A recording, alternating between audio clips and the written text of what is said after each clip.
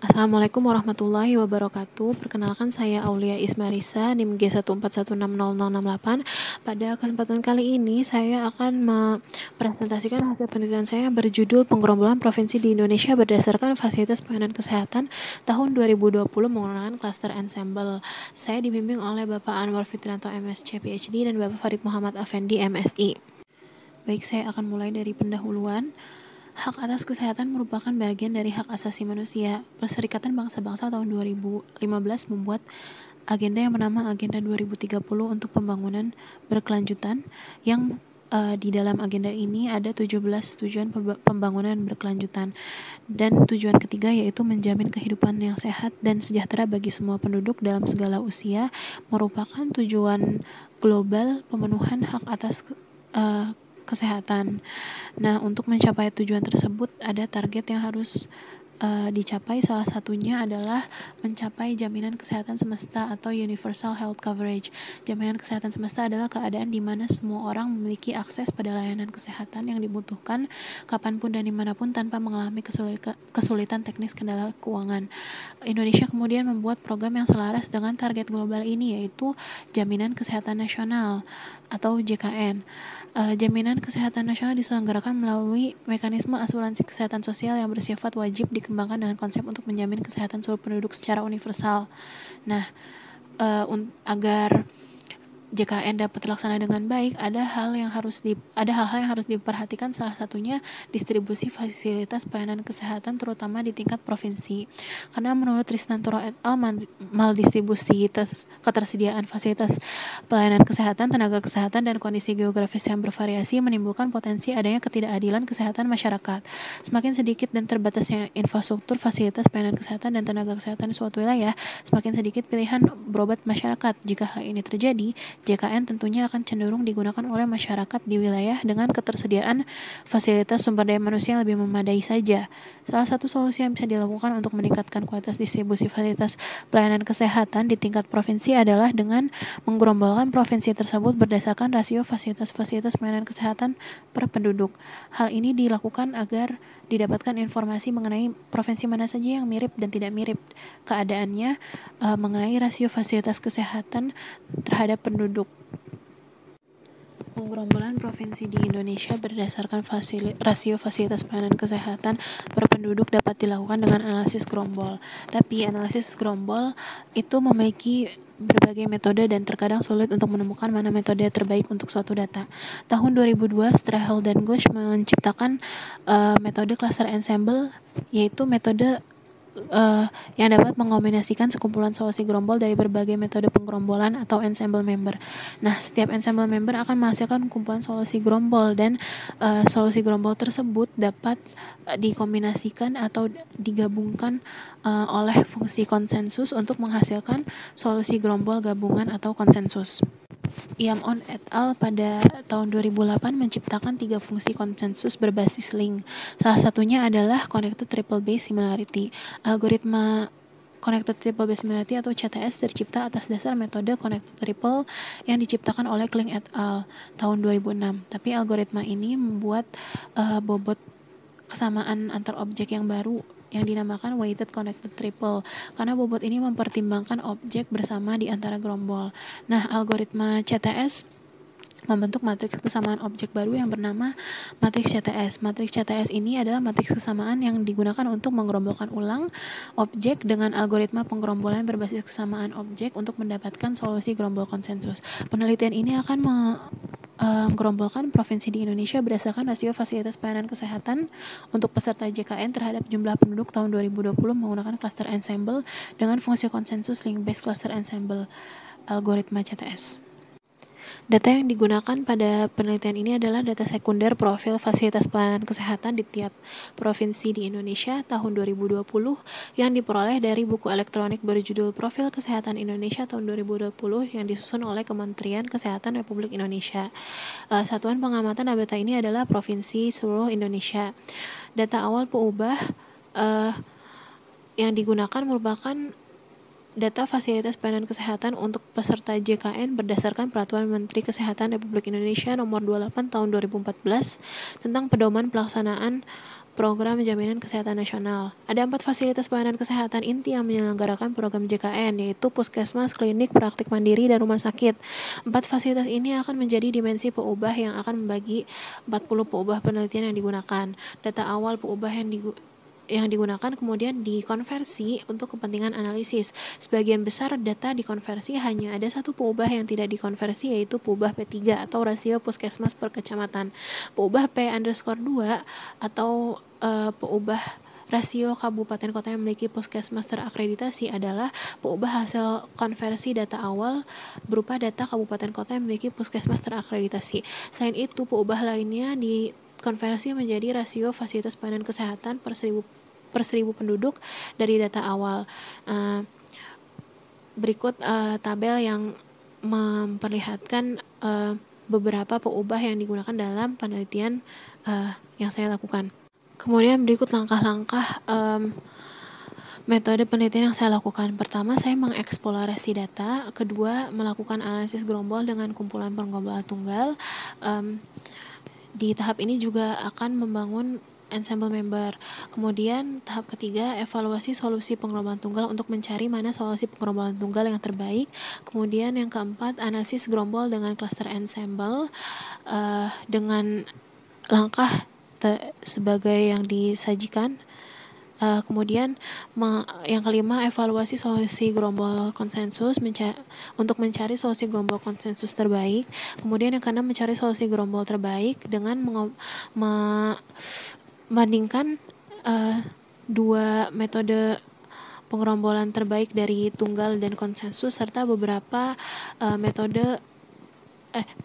solusi gerombol dari fungsi konsensus yang berbeda. Kemudian deskripsi solusi gerombol terbaik. Eksplorasi data pertama kali dilakukan dengan membuat peta tematik rasio rataan FKTP atau fasilitas kesehatan tingkat pertama per 1000 penduduk. Rasio rataan FKTP didapat dengan cara mencari nilai rataan rasio peubah inti FKTP per 1000 penduduk, yaitu peubah puskesmas, praktik mandiri dokter gigi, klinik pratama, dan rumah sakit kelas D dan kelas D pratama. Hasil yang didapatkan terlihat bahwa rasio tertinggi dimiliki oleh Provinsi Papua Barat dan yang terendah dimiliki oleh Provinsi Jawa Barat. Di dalam peta tematik ini semakin rasio besar, warna provinsi akan menjadi semakin berwarna biru tua dan semakin kecil akan menjadi biru muda kehijauan. Dapat dilihat secara eksploratif daerah timur Indonesia lebih banyak berwarna biru tua, artinya daerah timur Indonesia cukup unggul di rasio rataan FKTP per 1000 penduduk dibandingkan dengan daerah barat Indonesia. Selanjutnya akan disajikan peta tematik rasio rataan FKRTL atau fasilitas kesehatan rujukan tingkat lanjutan per 1000 penduduk. Rasio rataan FKRTL per 1000 penduduk dihitung dengan cara menilai rataan rasio peubah inti FKRTL per 1000 penduduk, yaitu peubah klinik utama, rumah sakit umum, dan rumah sakit khusus. Hasil yang didapatkan di peta tematik ini adalah bahwa semakin kecil rasio, warna daerah provinsi akan semakin menuju biru muda dan semakin besar semakin berwarna ungu. Sebagian besar provinsi di Indonesia dalam peta tersebut mengarah ke arah biru muda, artinya banyak provinsi di Indonesia memiliki rasio rataan FKRTL per 1000 penduduk yang rendah. 3 provinsi dengan rasio tertinggi yaitu DKI Jakarta, DI Yogyakarta, dan Kepulauan Bangka Belitung, dan yang terendah adalah Sulawesi Barat. Analisis gerombol dengan kumpulan penggerombolan tunggal menggunakan algoritma berhierarki pautan tunggal lengkap, rataan, Ward, serta non-hierarki K-means dan K-medoids dengan jumlah gerombol 2-4. Pada tahap ini akan dilakukan dua hal, membentuk ensemble member dan mencari solusi penggerombolan tunggal terbaik. Nah, ensemble member yang terbentuk ada sebanyak 17 anggota ensemble member, karena salah satu dari hasil penggerombolan tunggal ada yang sama solusinya, maka hanya diambil satu. Nah, kemudian untuk evaluasi kumpulan solusi penggerombolan tunggal akan nilai dengan indeks CP, DB, dan DAN. Semakin kecil indeks CP dan DAN, CP dan DB maksud saya, akan semakin baik solusi gerombol, dan semakin besar indeks DAN akan semakin baik solusi gerombol. Saya memilih penggerombolan berhierarki pautan rataan dengan jumlah gerombol 3 sebagai solusi terbaik penggerombolan tunggal. Pada tahap analisis gerombol dengan metode link-based cluster ensemble, tahap ini akan membuat matriks kesamaan objek baru yang merupakan hasil kombinasi dari kumpulan ensemble member. Matriks kesamaan baru atau matriks CTS dibentuk menggunakan algoritma CTS dengan nilai DC sebesar 0,9. Setelah itu matriks CTS ditransformasi menjadi matriks jarak, dan matriks jarak tersebut digunakan untuk melakukan penggerombolan ulang data dengan menggunakan algoritma berhierarki pautan tunggal lengkap dan rataan dengan jumlah gerombol 2-4. Hasil evaluasi solusi gerombol konsensus dapat dilihat pada tabel ini, dan saya memilih solusi 3 gerombol dengan pautan tunggal menjadi solusi terbaik gerombol konsensus. Evaluasi hasil penggerombolan pada tahap ini, solusi gerombol tunggal dan konsensus terbaik akan dibandingkan dengan solusi dari beberapa metode fungsi konsensus, yaitu link-based cluster ensemble dengan algoritma SRS dan ASRS serta metode CSPA. Nah, pertama dicari dulu dari 5 metode penggerombolan, solusi dari metode penggerombolan ini mana yang paling baik melalui indeks CP, DB, dan metode link-based cluster ensemble dengan algoritma CTS pautan tunggal jumlah gerombol 3 lah yang terbaik. Maka setelah itu evaluasi dengan indeks validitas eksternal dilakukan menggunakan indeks AR, RI, dan CA terhadap solusi gerombol LCE CTS pautan tunggal. Nah, solusi gerombol berhierarki memiliki nilai 1 untuk semua indeks eksternal. Maka artinya solusi ini sama dengan solusi LCE CTS pautan tunggal, atau sebenarnya solusi terbaik gerombol tunggal dan konsensus adalah sama hasilnya.